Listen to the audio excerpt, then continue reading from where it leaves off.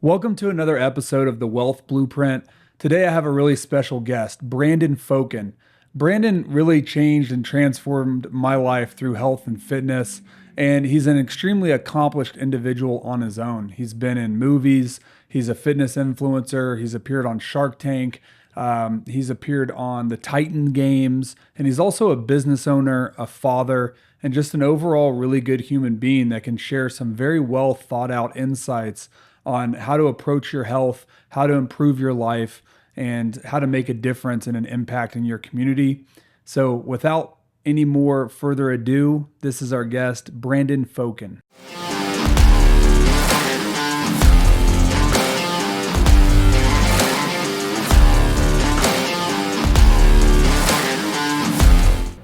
Turning it down because I'm like, I didn't want that image out there, but it was all artistic. It was beautiful imagery. Yeah.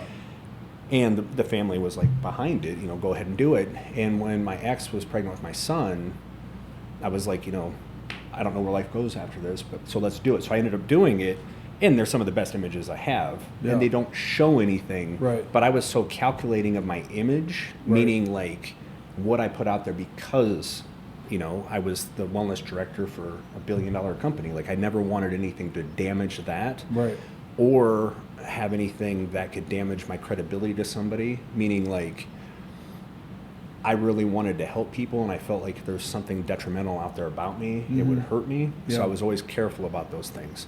And in that, So there was a little like risk assessment. yeah, so and everything. So I always called them the underwear guys. Yeah. Early on in social media, all these guys were always posing in their underwear thinking, these photographers were going to get them somewhere. And I was like, I'm never going to be that guy. Yeah. You know what I mean? And it never turned into anything. Whereas I was signing relatively big contracts with major companies, being not so much straight-laced because I always had my damn shirt off in pictures.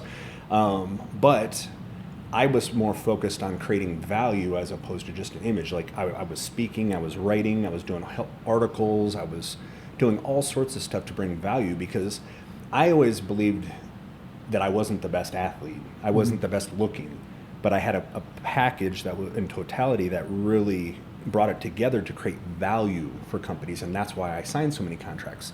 Beyond networking and whatnot, I was willing to do everything. I wasn't coming in and be like, well, what can you do for me? Yeah, you're like Cal Ripken. You're like the workhorse. Yes. Yeah. And I approach business and life like that today. But that's what it was like then. The industry was so different, and I came into it right at the right time where opportunities that never existed previously existed. Yeah. And I took advantage of it. I look back in hindsight because I was offered so many other things that I could have done. I wish I would have understood other things like brand creation and stuff like that. Trips I could have taken, like I said, I could have grown my social media. I could have gone to tons of different countries. I could have created brands. I could have done so many things. And in hindsight, I mean, you could Google me and see a tenth of the things I did, and it's impressive to a lot of people, Yeah. right? But it's kind of like the one thing I always say to not do, the Uncle Rico syndrome, the only Yeah. if, Yeah, you can't be the PE coach that tells you every day about how he could have made the big leagues if whatever. Exactly. So, looking back on that, 20 years ago, what would you have told yourself? What would you have done different? When people say, if I could go back and I had all the information that I have today, I would do things so much different, right? I always say I would go back and I would just watch. I wouldn't change anything because I'm where I'm at and I'm happy with where my life is today. Of course, we could say we want more money or more experiences or whatnot. And I believe at 45, those are still to come. And some of those things you still have to earn. And you have to be in the right place at the right time to experience those things. So from going back and doing it over, I could say, yeah, I wish I would have grown my social media more. Yeah, I wish I would have, signed with more companies. Yes, I wish I would have traveled more. But where would my life be today? Would I be as happy? Would I be happier? Would I be utilizing those things? Like I said, I have a following that I don't utilize. Yeah. I still get to do cool things, and work with big brands. Just last week I worked with Hulu and Ariat and a TV show and Fox, last week. So I still get to do things at a high level, but I look at some of the people that I came up with, so to speak, and the time that that part of the industry was really developing and growing, and I was a part of it. And I'm like, I could have done that. Mm-hmm. You know, I think it's more of a challenge of, did I have what it takes to be where they are, right? Mm-hmm. It's not necessarily going back and doing it over, changing anything. It's just asking myself those questions. And I think that if you can understand where things are today, you can still create some of those things. It's not like I'm done. It's not like I'm not done improving or growing or developing or doing new things. Yeah. And so... And what did they sacrifice that you had, you know, what that you have? I think that's always like the trappings of life, right? You look back and you're like, oh, I could have done this, could have done that. But like, would you have been the man that you are today? Would you be the father that you are? Would you be the leader that you are? Would you have, you know, the perspective that you have, and like the even your self perspective, right? Because you can get caught up in that Instagram world or whatever. Mm-hmm. You sacrifice your family, you sacrifice you know, a lot. So who knows what that path would have been? Yeah, there's aspects of that life where, you know, you lose yourself a little bit. Because you're so focused on an end goal, you know, to have one of the top physiques in the world per se, or, you know, compete at the highest level, or, you know, getting ready for photo shoot after photo shoot after photo shoot. You know, at the time I was married to somebody that understood that, you know, and we did it together. So it made things easier. Most people in general don't understand what that life's like. So people that compete or really diet hard or whatnot, because you're so enthralled in it and you're in the middle of it constantly, that's often what you talk about, because that's really all you're doing. It takes up so much of your life. Yeah. So when you try to talk to somebody that's just living a normal life, you know, day to day, and you just talk about that over and over and over, they don't want to talk about that anymore. They're like, I've had enough of that. I don't want to hear that anymore. You know, so at those times, I had to really find balance in work life, in friendships, in marriage, and all those things, because for me, when I'm all in on something, I know you're like this too, when working with you, it's 110%, right? And you have to find a way to mitigate that 110% and put it over here to where you can still get those things done, but you still have to have these other things, you know. And I had to start to develop different habits. For instance, I didn't party, I didn't drink, I didn't do any of those things, but I started to set like lunch dates with friends, right? So I had that social outlet. Yeah. You know, I would have dinner with my wife every night. So I had that time with her. We took walks together. We found ways to make life work where there's some level of normalcy, mm-hmm. as opposed to chaos. And you see it especially within the competitive world, where these people put everything they have into going pro, or after pro doing pro shows or whatever. And, you know, there's no money in that, like, unless you're at the highest level. But they put everything into it, and they put so many other things at the wayside. And I understand that, because I was willing to do whatever it took too. And I've trained, you know, hundreds and thousands of people over the years, and I've seen so many people lost, with no sense of who they are, other than they're defined by, I'm a competitor, or I compete, mm-hmm. or I'm in the fitness industry, or whatever that may be. Yeah. You know, and I think that's like a common thing with like high achievers in general, though. I always referred to it as like my dark passenger, of like that part of your brain that you go into where it's like hyper focused, almost like the rest of the world doesn't exist. And it's a selfish pursuit, but it gets you a lot of results, right? Either financially or in business or in the bodybuilding world.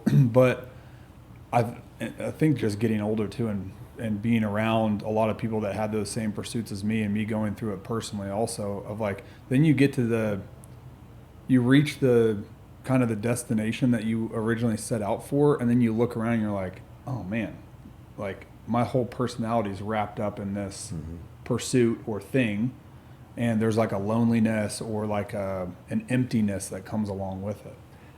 You know, people that compete, and I keep using this as a reference, they work so hard for an end goal, and they work. And a lot of times I always tell them, like, you really need to be aware of the post-show, not the show itself. And they don't realize it till they get there.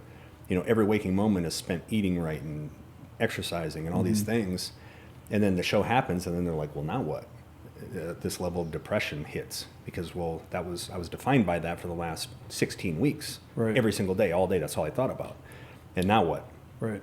And so, Yeah, I don't have a girlfriend. I it's ignored my tough. friends. So, you have that part of it, and you talk about, the dark passenger, so to speak.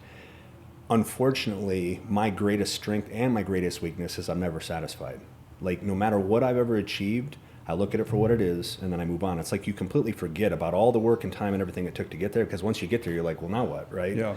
And so I look at it and I move on. So that's a blessing because it's helped make me successful and really achieve things. But it's a curse because what's enough? Is there ever enough? Yeah. And if there's not enough, like, well, what's the end goal? What's the end result? Where do you end up 80 years old and unhappy? Yeah. Because you spend your whole life just fixated on what's next, growth. Yeah. How much money does one need, right? How much of this do you need? How many businesses do you need? And so on one side, like I said, that's a positive thing, having that. But on the opposite side, it's like you're never satisfied. And to know what that is, like, it's great because you'll achieve something and you appreciate it for what it is. I made myself do that and really look at, okay, this has value. I achieved this. I did that.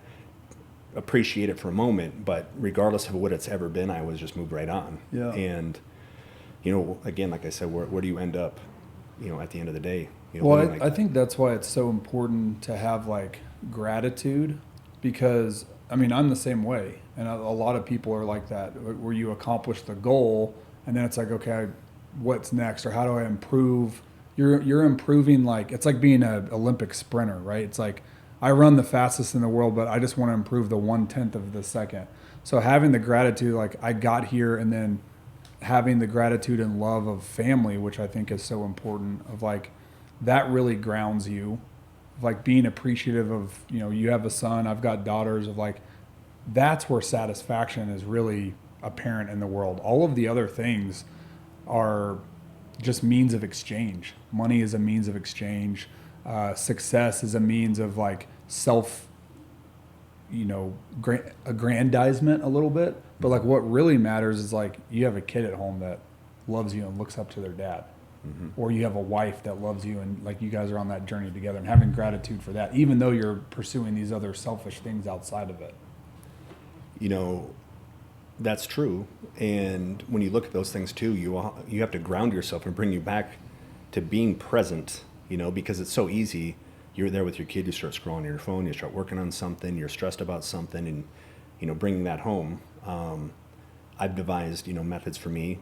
I get to work sometimes 4 or 5 in the morning, and I'm not done till 6 or 7 or 8 at night. And coming home, and I literally have to take a moment to just decompress, so I can open myself up to being present. Right. Because those times are fleeting. You have little kids, and my son's 8. And if you continue to just let days pass by just to get through, just to get home, put them to bed, and then you move on, right, with no real time invested, that'd be one of the greatest regrets I could ever have. Sure. Is not being there and being present and being a part of it and listening. My son called me yesterday, and he has a phone, and he left me a voice message, and he's had a phone for a few months, and it's a way for he and I to connect when he's at his mom's. And he said he did his map reading, and he was supposed to score like 175, and he scored like 198, right? And you could hear the inflection in his voice, how excited he was and how proud he was.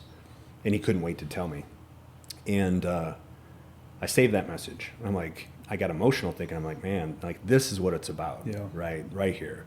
It's not about what's in the bank. It's not about this. It's, the work that we put in day in and day out at night, reading with him and spending time with him and encouraging him. And now he's in a space where he's proud of himself, and he can't wait to share it with me.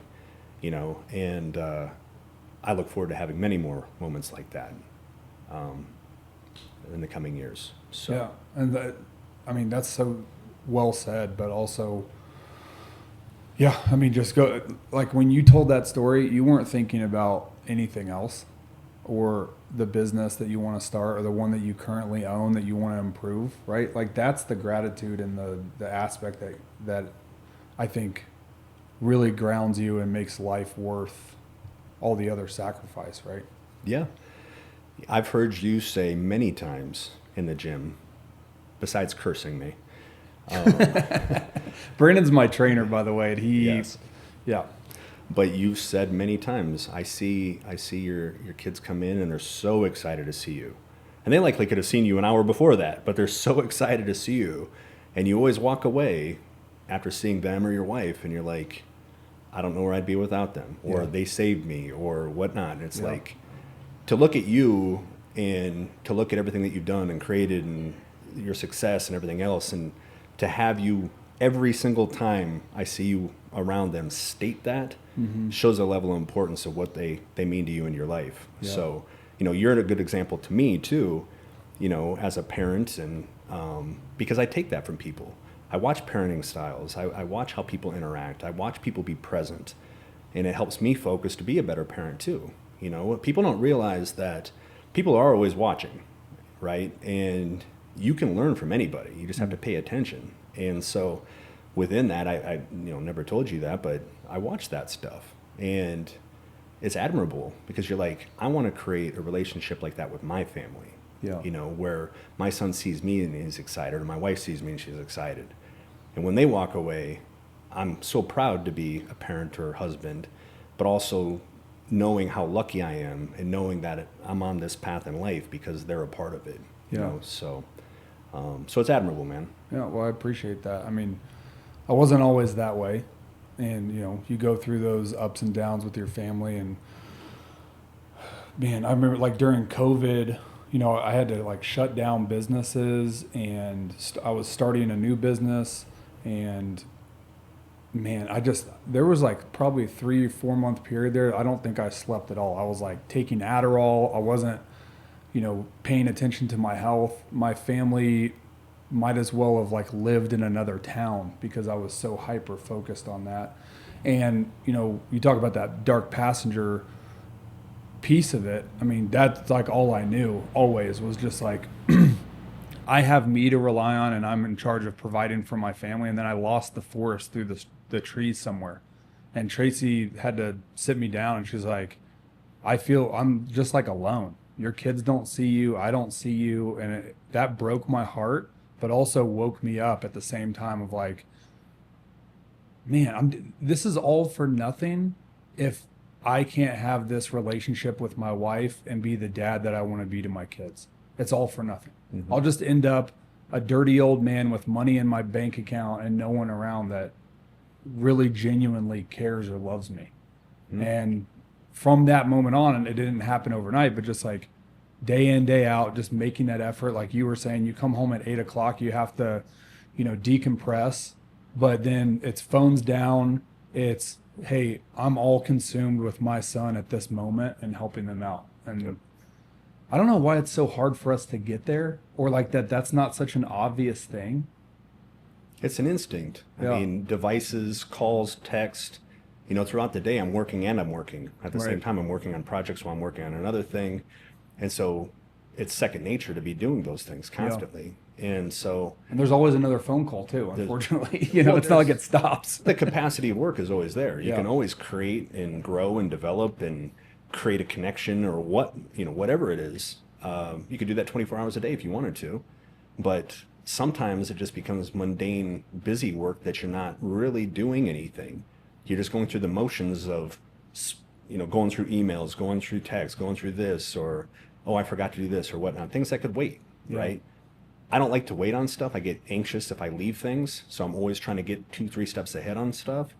But I found that my level of success and happiness is much better when I do set the phone down, when I do disconnect. All my son wants is for me to be there. That's it.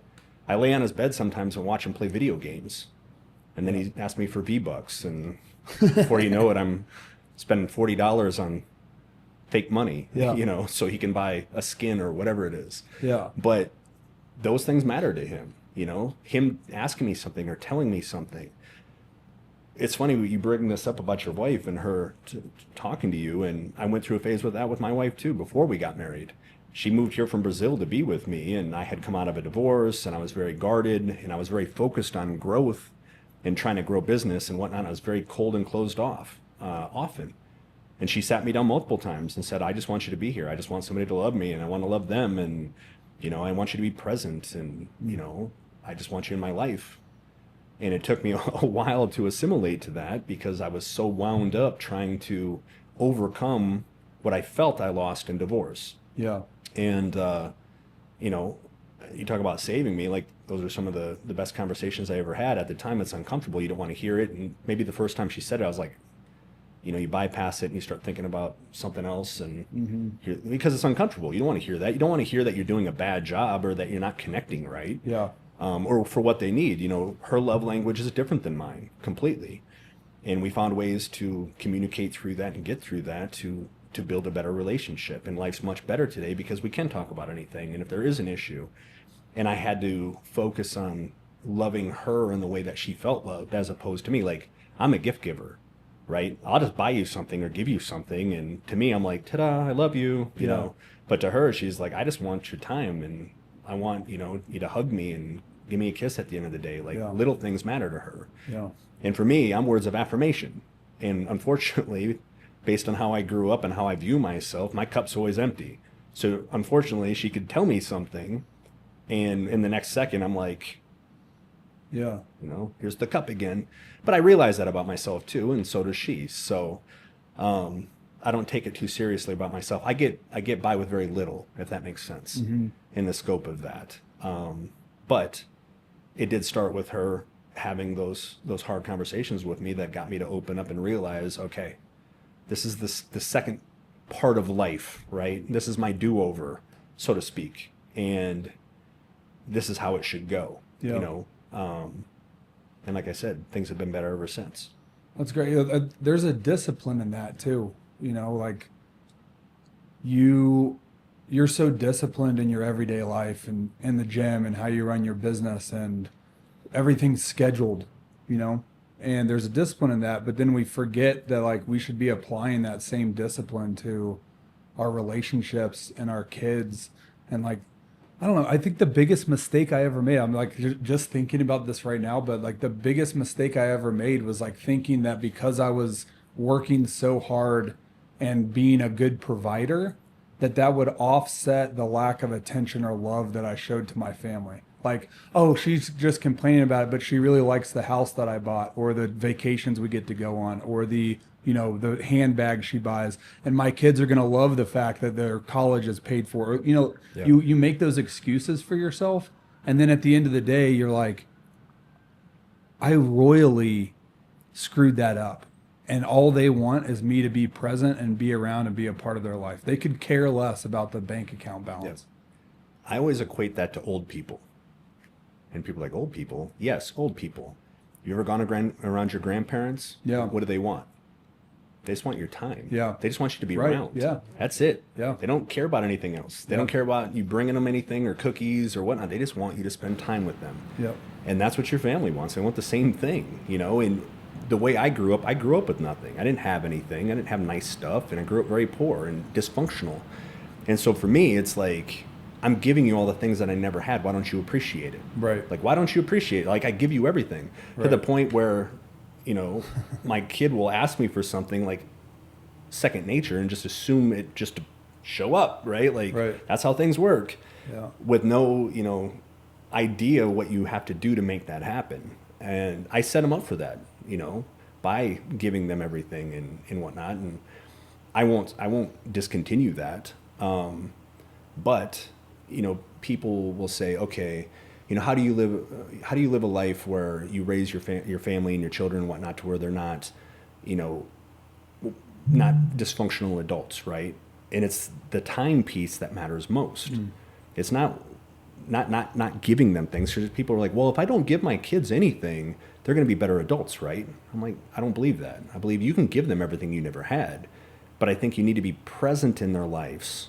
You have to listen to them. You have to guide them. You have to. It's not an exchange for your time. No. Yeah. No. The time is what matters most. Yep. I think it negates anything you could possibly give them, like buy him a new car or whatnot. Of course, growing up the way I did, I think he should drive a 1989 powder blue minivan to start, but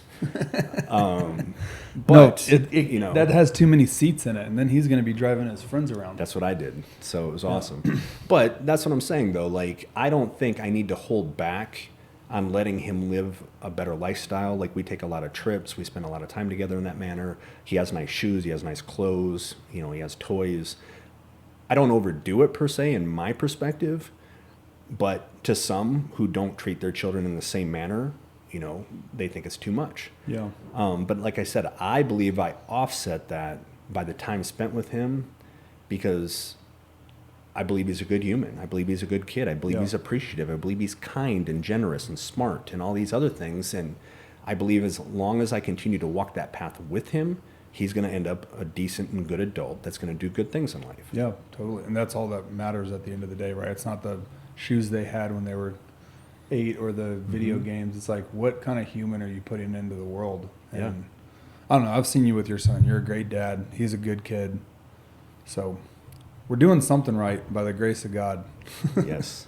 Yes. So one thing I'm interested in that we kind of touched on this a little bit earlier on, you coming up in the fitness industry and the business side of things. Yep. So much has changed in that industry, in my opinion, from like when I was a younger kid to today, even in health and wellness.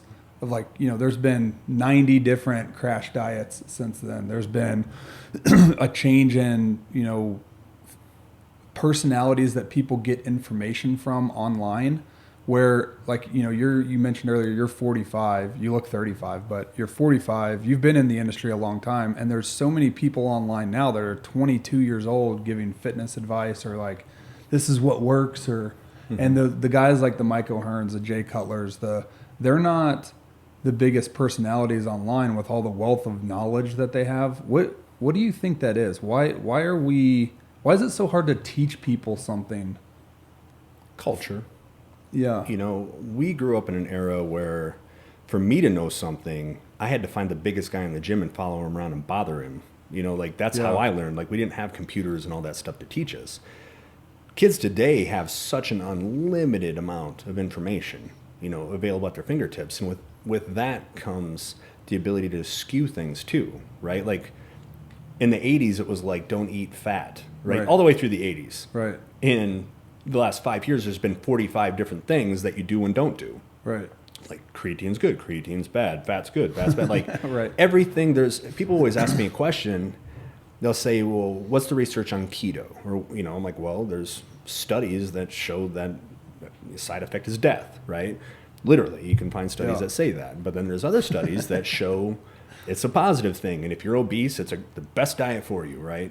So there's always conflicting information out there, right? And it's weeding your way through that to find what's right for you. Mm-hmm. And again, when you have unlimited information, what do you do with it, right? And you overanalyze it, and then you talk yourself into the next best thing whenever it comes along. That's what I did. You overcomplicate it for one, and two, you kind of do.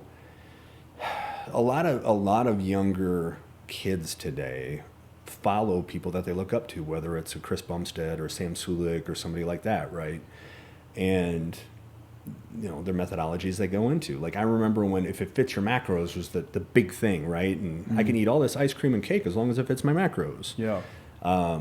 There's been a million different things since I got in the fitness industry, and it continues to develop and change. And, big brands don't necessarily make or break the industry anymore. It's more singular entities. There's still big brands and whatnot, but anybody can be famous now.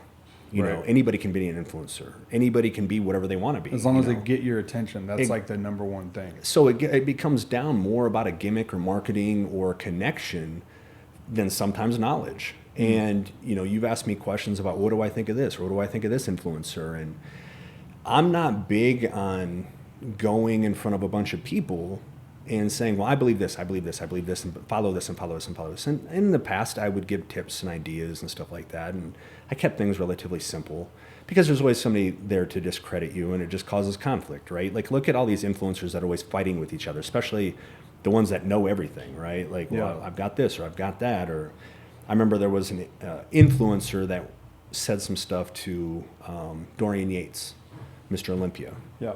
He's like, well, under scientific principles and blah, blah, blah, blah, blah. And Dorian's like, 6-time Mr. Olympia. Yeah. And he tries to go back at him again. He's like, 6-time Mr. Olympia. Right. He's like, I did it. Right. So I know. Yeah.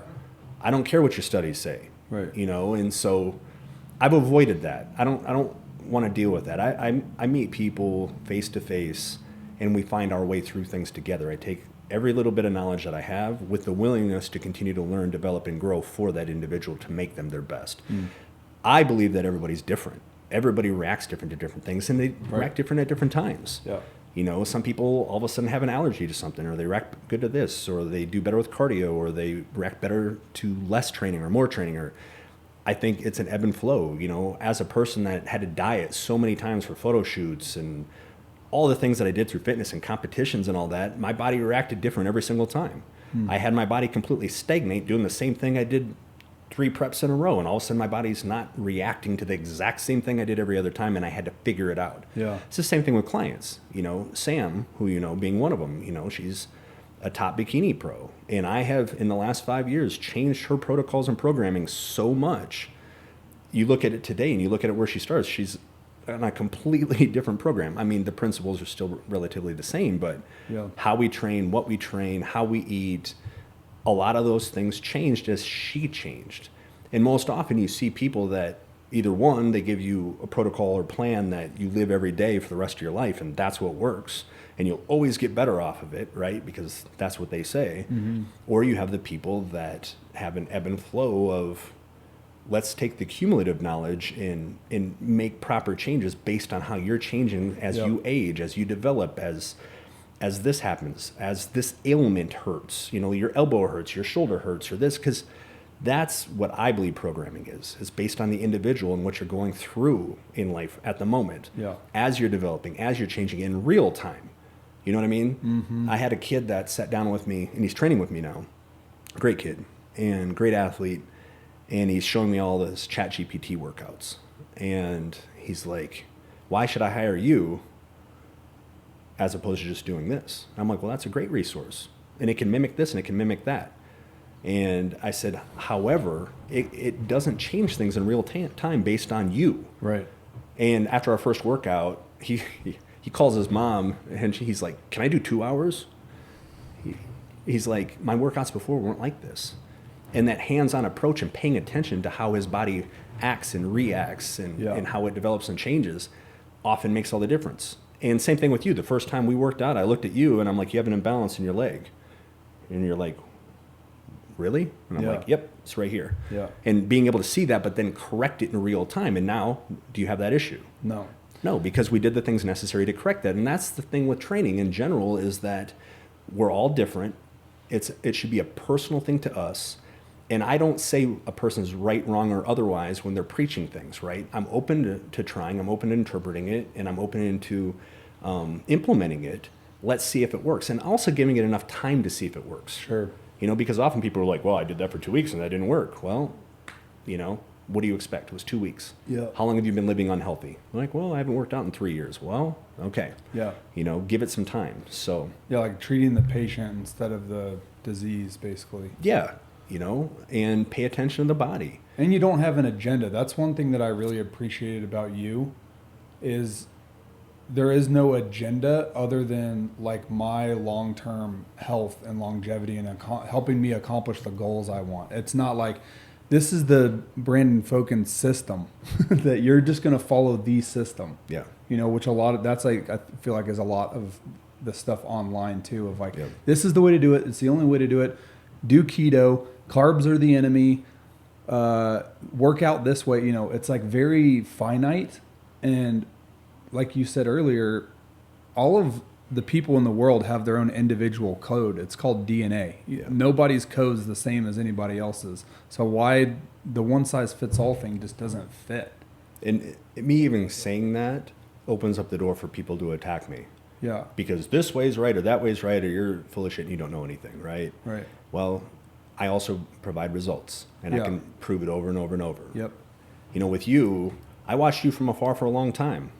You know, I offered assistance or help just as a friend. Hey, I can help with this, or I can help with that. Anytime, just let me know.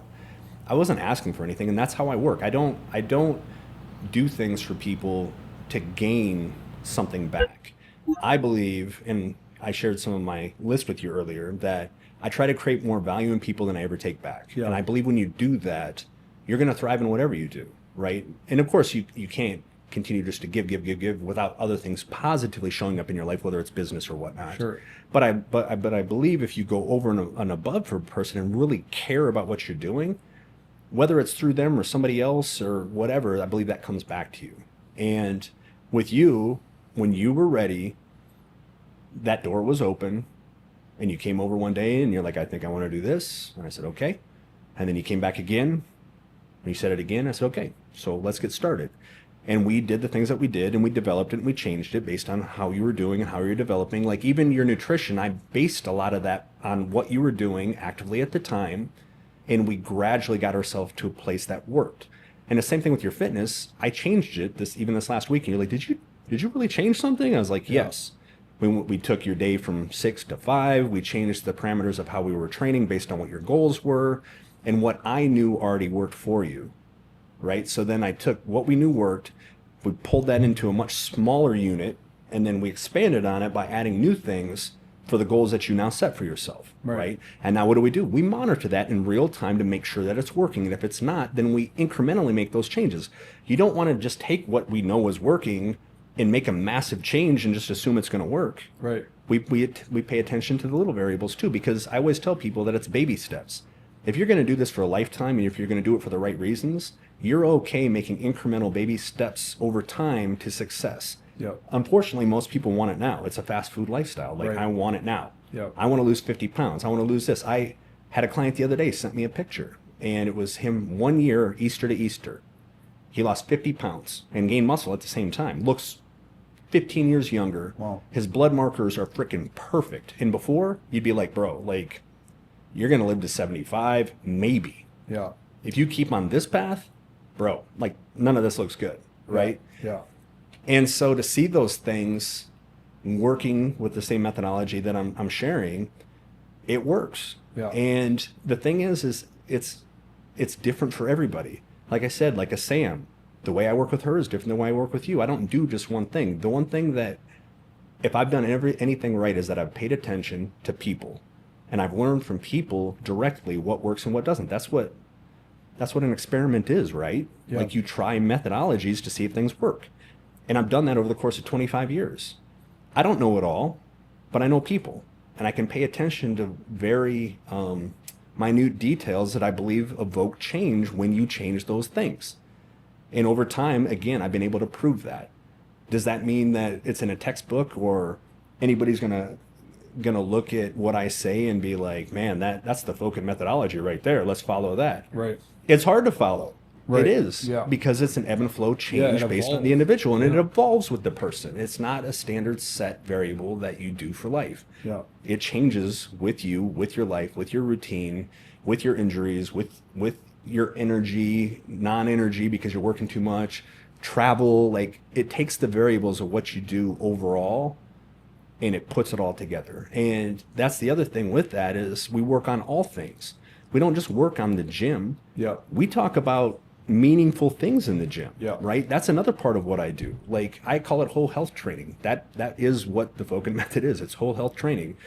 It's working on yourself spiritually, mentally, emotionally, working through problems, being heard, having somebody listen to you, working on the physical aspects through training that is efficient for what you want to achieve, whether you want to be faster or stronger or more cut or more aesthetic or whatever, right? We work on those things. And I also have thoughts regarding that I get to later. But then it's also work looking at our hormones and our blood panels and our nutrition and all of those things, chiropractic care, massage therapy, all of it as a whole to make ourselves better. Because sometimes one variable falls apart. Yep. Well, what happens then? Just like in a business, when one thing drops down, the other things have to pick up where it lacks. Yep. And so when you do everything as a program and as a whole and have as many things going in a positive direction for you, you're always going to be able to find some level of success or a path forward, as opposed to if you rely on one thing and that falters, you most often fail and you quit. Well, that's the thing. I think that's the biggest learning. Like, I've worked out my whole life. I've been an athlete and an accomplished athlete my whole life. Then sports goes away and you don't have anything after that. Mm-hmm. So I was always in the gym, but I was missing all the other things. And I think the biggest thing that I've learned from you is, like, that whole approach is like, it's like a wheel with a bunch of spokes in it. Working out at the gym is one of those spokes. Mm-hmm. You have to sleep. You have to get your blood panel done. You have to prioritize the diet and what you put in your body. Like that was, oh my gosh. I mean, you've seen it, but you know, you can do whatever you want to in the gym and go home and fill your stomach with garbage and you're not going to get anywhere unless you're some sort of genetic freak. Yeah, or not enough. Right. You know, we most often undereat too because that's what we've been told. Yep. You know, people are eating 1,000 calories or less, and they're a 250-pound person. Yeah. You know, and they're like, well, I want to put on muscle and lose body fat. And I'm like, ugh, Yeah. that's a little tough. So what's like your tried and true, like someone shows up to the gym and they're like, man, I've never worked out, or, you know, I've had moderate activity, whatever. Is there just like a foundation approach that you can be like, hey, how do you assess that person?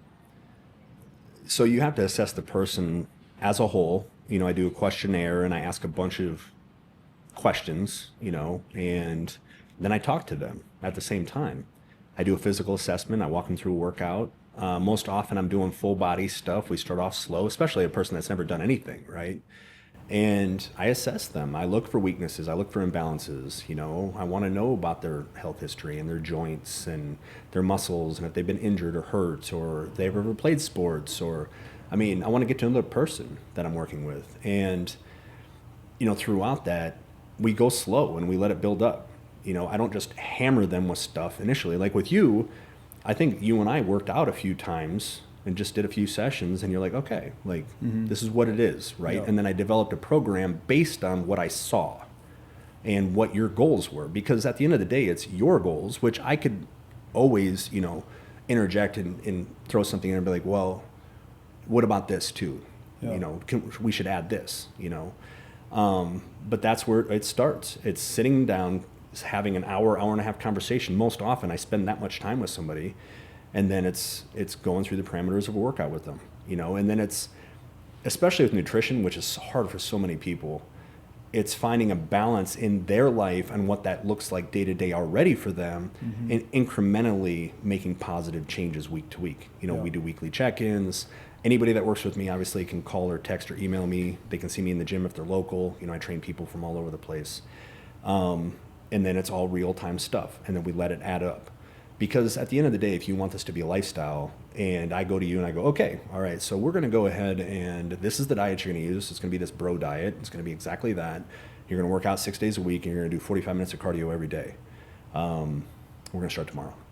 And you come in and you're just destroyed on the first day. Yeah. I hear that often. I got a woman right now that came to me, and she's like, I went to a trainer 6 years ago. 6 years ago.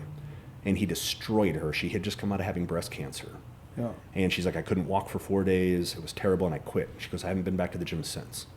And she was so wound up going into her first workout, right? And we made it through, did a full workout. And she's like, that was so different. And I was like, well, we paid attention to you. I didn't take what I saw in a textbook or some preconceived notion of, I need to absolutely smash you and make you sore to make you feel like you got a workout in. Like, Right. And we're going to work up from this. And it's also overcoming objections in the right way too, because she'll push back a little bit. We've done multiple sessions now, and she'll push back. And what it is, it's trauma from the past, which she's dealt with in the past through exercise and ridicule of herself or through others or whatnot. And it's a scary place to be for some people, is on the gym floor. And so being as comforting and calm and articulate and understanding as I can be, as I create a safe space for them. And some people are like, oh, they're pansy ass, we don't need safe spaces, the gym. No, a lot of people need that. A lot of people need that level of connection and confidence to be able to go into what scares them most. Yeah. They have to trust you. Yes. And so I gained that over time with her. Yeah. And she pushes back, well, that's too hard, it's way too hard. I'm like, but yet you're doing it, right? You just did that 10 times, but it was too hard, right?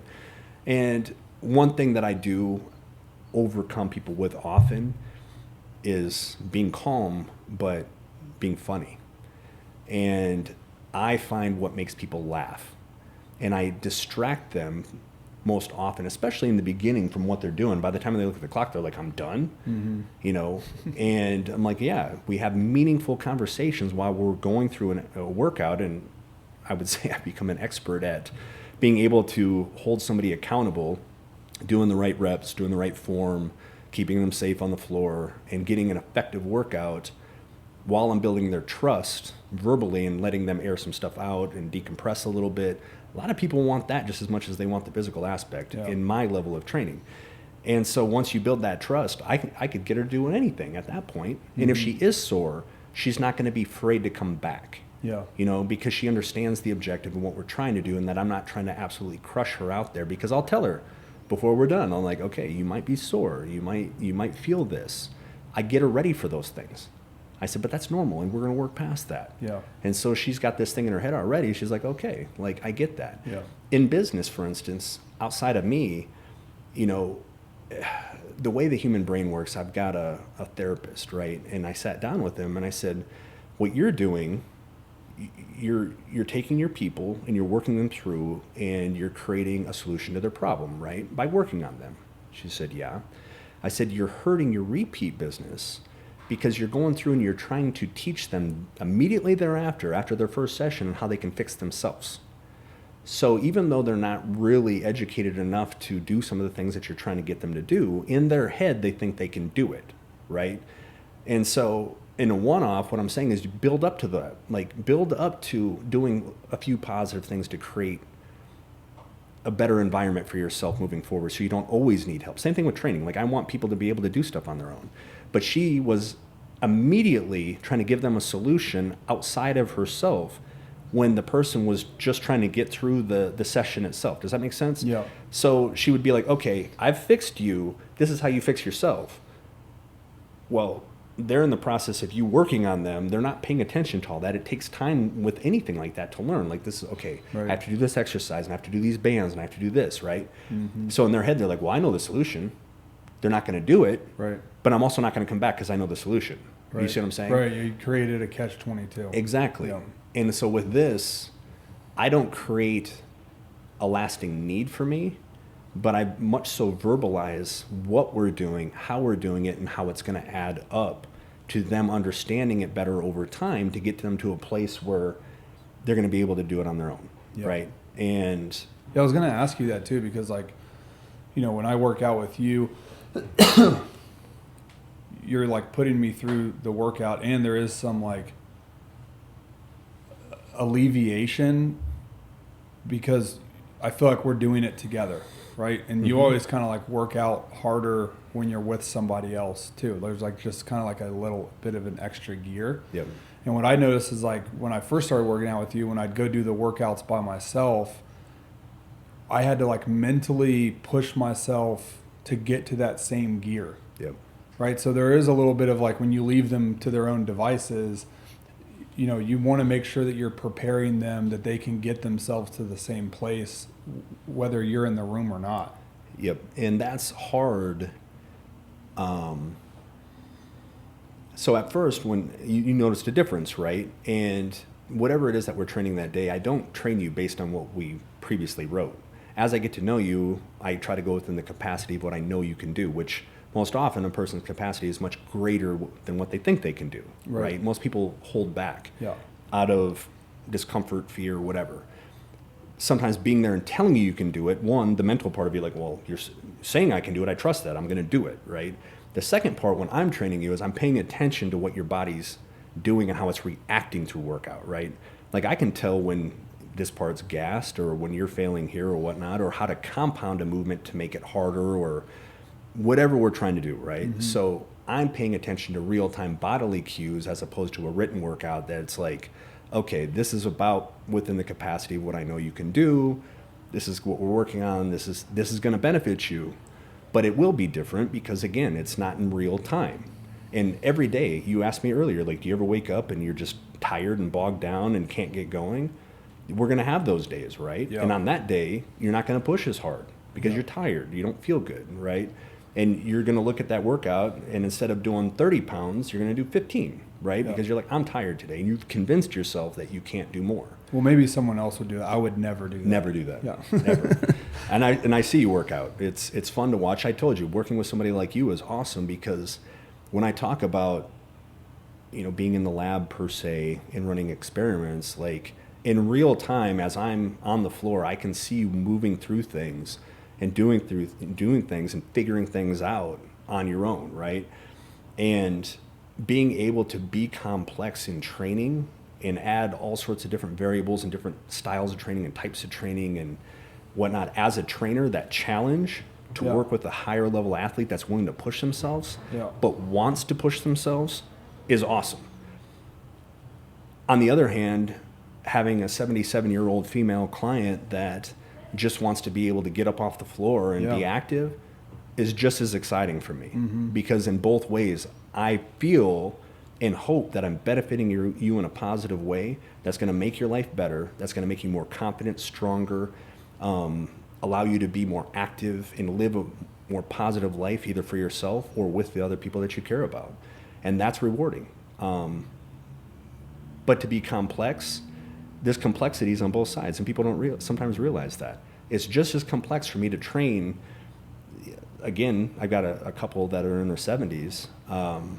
Train that man who's had the stuff that he's gone through, and to train an athlete like you. You really got to put your thinking cap on what a person's capacity is, what they can do, and what we need to do to get them to a place where they can live an efficient life the way that they want. Yeah. They still have goals of looking a certain way and feeling a certain way and being productive, no different than you. They're just not dunking basketballs and rolling around on a mat doing jujitsu and stuff. Yeah, you're just solving a different puzzle. Yes. So how do you, because I think your philosophy is, one, I know it to be effective, but also I just think that that's how you should approach just about anything. But how do you apply that to the businesses you run and like the brands that you've started? So like most people don't know this about you, or maybe they do, but you have started several brands. You're the owner of a gym. You're about to open another one. How is what you've learned like in training and being in the people business, how are you applying that to your companies when you start them? I wrote an article called "Your Health is Your Business" years ago, right? And I would say if you can be healthy at the highest level of health, or what you deem that to be, and all the parameters it takes to be there, right, at the highest level, that you can run a business effectively, because it's very similar, right? You got to save here, you got to give there, you got to spend time doing this, you got to research all this stuff, right? And when you take one protocol that works, you can also take it from one thing to the next. Like as a business person, you have a methodology on how you make things work, right? You simplify processes over time. And that's what you have to do when you're doing fitness that I did at a highest level, because I was working for a $1 billion company. And on top of it, I had a wife, and I had to get ready for photo shoots and competitions and everything else. Like I had to juggle all these things. Yeah. I don't know what life is like without that now, right? But if you can do that, I believe that if you have that work ethic and the ability to figure things out and willing to figure it out rather than just jump steps just to get a job done, I think that you're going to be successful. And paying attention to variables no different than I would pay attention to a client or myself and how my body's changing or whatnot. You have to pay attention to increment things over time that matter over the long term, right? Like what your profits are, what your margins are, like what you're spending on toilet paper, right? Yeah, right. What it costs to, to bring in a new member, whatever it may be, right? And within that, I've created various businesses, and like I said, there's so many commonalities between the two in taking care of yourself and taking care of a business. Yeah. That fitness has truly been one of the biggest reasons why I have been able to find that level of success. Yeah. That's one thing that the Instagram crowd has right, I think, is like, regardless of where you are in your life, if you get in the gym and you work hard and you discipline yourself with like diet and sleep, your life is only going to get better, and it connects to all these other aspects of your life that you start finding these like deeper you've always talked about this, like the mind-body connection with the workout that you're doing. Like just the fact that my mind is connecting to the movement that I'm doing helps the movement and helps the growth from the resistance that it's like receiving. If I'm just in there mindlessly, doing a curl versus like really concentrating on the thing. The reason I bring that up is because I've started applying that to other parts of my life too, of like the discipline aspect of it, and then just like the mind connection to what you're doing, the presence that it requires. So I think that they get that message right, for the most part. Well, it's, the grit that comes from it. I had one client, I like to use him as an example. He's one of my favorite people. He's that guy when you're around him, you just feel good, right? And he was a high functioning guy, real smart, still is. And I, started working with him. He was pretty much overweight, and we got his weight down. He's looking good, feeling good. And I just watched him just on a meteoric rise, in business. And it came with that confidence and feeling good and your clothes fitting right and, being your own business card, so to speak, right? Like showing up and you look credible and you feel credible and you got that work ethic and like everything he was doing in fitness, he was applying to the business world. And I look at him today and how far he's come, the company that he was working for way back when, now he's, a major partner in it, right? And providing a life for his family that many would admire and be like, wow, I sure wish I was at that level in life, right? Yeah. And, to see people take one processes and apply it to another is awesome to see, and watch that person invest in themselves in one area and then watch that investment pay off into so many other things. And, I'm an example of that, like I said, everything that I've done in fitness, trying to just figure it out, right? Like, as I said, like I'm never satisfied. I had to find ways to make things happen, right? I had to figure out, when I started getting on magazine covers, those things cost $100,000, $200,000, $300,000 to get on a magazine cover way back in the day. It was one of the main sources of advertising. And who the hell was I? I wasn't anybody in my head. So I had to network and figure it out. How can I get on one of those things? Or how can I create value for a major brand to sign me? How can I, do this, that, or whatever, right? So I got really good at figuring things out. How did you do that? Which part? Like, how did you create value for the brand and get on the magazine covers? So, I started competing at 30, started in bodybuilding, didn't have anything else. And I came up in a time when, it was all bodybuilders. People like me never had an opportunity. And then Instagram started and Facebook and all that. And I was competing. And I randomly won the Muscle and Fitness Male Model Contest to compete at the Olympia. And while I was there, bodybuilding.com was king at the time. They had like 40 million unique visitors. And back in the day, brands there was far fewer brands, but they needed, they did the expos, magazines for advertising, and places like bodybuilding.com to advertise, promote, and sell.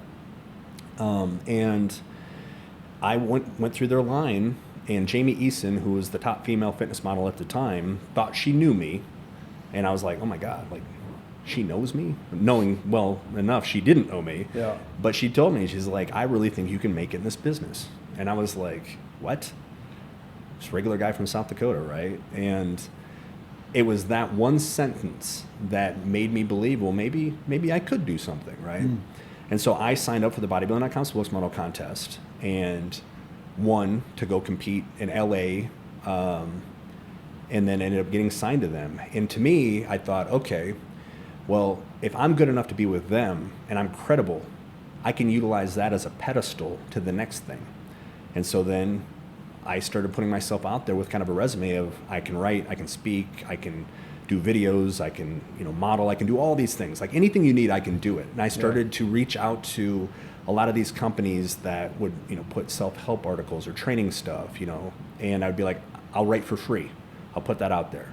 I'll do this, I'll do that. And I just kept putting myself out there in positions where I could offer value. Right. And to get your foot in the door for other opportunities. Exactly. That's awesome. And so over time, I was the face of eSports Nutrition. I did that for a few years. And, those companies invest tons of money into you. They get you on magazine covers and they, put you into videos and they do all these things, that helped me create an image of who I was. So that became easier and easier for me to sell myself to people because I started to gain a reputation that I worked hard, that I was professional, that you could rely on me, that I was willing to go above and beyond. And I never made it about me. I never like came in like a diva, like I want this, this, and this. It was always about what can I do for you? And because I had that mindset, companies never took advantage of me. They always, they treated me well. They gave me amazing opportunities, paid me extremely well, had amazing contracts, and it continued to, like I said, just evolve. Yeah. And with bodybuilding.com, I could only work with companies that worked with them, but they had every brand there was, right? But I couldn't work with conflicting companies, meaning I couldn't have two supplement sponsors, right? So B Sports Nutrition, when I started with them, they didn't have protein bars, so then I was one of Quest Nutrition's first athletes. Okay, so I was able to compound things. So then I had a bag company, and I had Muscle Egg, and I had a cup company, and I had all these companies that I was an athlete for, you know, and I kept compounding and compounding them. And then I ended up becoming the face of Dymatize. I decided to leave Beast a few years later, and, you know, they had just been acquired by Post. So now you're working the big leagues, right? And it just continued to compound, and more opportunities happened, but I never stopped hustling. No matter what happened, I never stopped. I continued to build relationships with photographers. I continued to ask my brands to send me to places, to do things, to do that, to invest in this. And if you do this, I'll do this. And it just continued to snowball to create opportunity for me. And we talked earlier about going back and doing more or redoing it. I wouldn't redo it. If anything, I would have done more to have had those experiences at the time. But again, I would still look at it today. Even if I would have done all those things, I'd be like, well, there was more. There's always more. Yeah. So would I have been any happier? No, I wouldn't have been. I could just say that I did it, right? Yeah. And so taking all of that over the years that I did it, at some point, I was like, at 10 years of that, I was like, I feel like I've kind of had enough, right? My son's here. I want to spend more time with him. I'm going to step away. I'm going to find other ways to interact and do things that take less time. And so if you watch my social, you'll see me post stories and stuff. I rarely post anything anymore regarding, you know, promotions and stuff like that. I still get to work with big brands and do cool stuff. I try to do things incrementally more so where like I was on Shark Tank last year, right? I'm in the process of possibly being cast for a show now. I was in a movie last year, which actually comes out next month. Like I do things bigger, and I'm more selective with things that I do that hopefully continue to impact me in a positive way, to continue to open up doors to do more things. So really what I guess I try to do now is to continue to create credibility, where if somebody's like, well, what have you done? I'm like, well, this sounds arrogant and cocky, but you could Google me and you'll see a little bit of it, you know, get an idea of who I am if you haven't heard anything. Yeah. And when people see, you know, he was on the Titan Games, or he was on Shark Tank, or he's been on magazine covers, oftentimes there's been one thing, you know, whether I work with a celebrity or I know somebody famous or whatnot, there's usually one thing that allows me to connect with somebody to create another opportunity. And that's what I'm working on now, is to create positive relationships, which I've always fostered, and continue to create credibility in myself where I can continue to add value either through my networking or connections to other people, or I can help you in some way, connect you to somebody else that can help you. Yeah. Or I can give you knowledge or advice or help or training or nutritional guidance or whatever it is that can help me connect with you to continue to better whatever movement I feel like I'm on. Yeah, I feel like you've earned that, but also the thing that I'm taking from this conversation that you said, which I think is so powerful, is you start with adding value. And I think that's part of the problem with like the younger generation now and the social media thing, is that there's this sense of entitlement that they get to just fast forward and jump to what took you years and years and years to build. But the story of you reaching out to these companies and offering value where you're not making any money, to be like, I'll write the article for free, I'll show up on time and be professional and do that. You're eating shit for years before you actually get to the part where now, hey, I get to pick and choose. I'm going to go on this game show, or I get to work with these big brands. Like, the story starts with, I added value first and I was willing to grind it out. And then that mentality never left you. Now you just have opportunities with applying that same thing to larger brands and bigger opportunities. Yeah. But getting your foot in the door is like, you know, most kids aren't willing to do that. They're not willing to be like, eat humble pie and be like, I will literally work for free for a year just so I can learn from you and get my foot in the door. You know, I started off my fitness career, a guy named Todd Tryon, smart guy. I give him a lot of credit. Great dude. He kind of had the 24-hour gym model before anybody really did. And I don't think sometimes he remembers, but he had a gym, and I wanted to be a part of it so bad that he wasn't staffed on Sundays. And I volunteered my time to go in, and I would just stand at the desk, just all day on Sundays. And eventually, he made me a manager of a store, and then it really took off from there. But I was willing at the beginning to do a lot of those things, and you know, I've learned along the way, and I've messed up and done the wrong thing a million times over, and continue to pick myself up from that, and continue to move forward. And you know, where I'm at today, you know, I'm able to bless other people with a lot of the same things that he did for me, and help people and mentor people. And of course, I don't have all the time in the world, but even if I can add something small, like for instance, I was a terrible speaker. All the fear in the world, couldn't do it. And he's a person that is one of the best speakers I've ever seen in my life. He took me to an event to speak, and he just told me, he's like, you're the expert. They don't know if you mess up, talk about what you know. And after that, I've done 100 speaking engagements, right? Yeah. Just recently I did for the young business professionals here in Lubbock. But it took his belief in one sentence that changed my life. And I believe that we have that ability in us, that innate ability to look at somebody and say something that either they haven't heard, or the person that said it to them wasn't credible enough, but you were. And that one thing that you said changed their life for the better. And you just need a nudge sometimes. Yeah, you do. So it's one of those things now with where I'm at. You know, as you said, we're creating another gym. I'm looking at partnering in a medical clinic.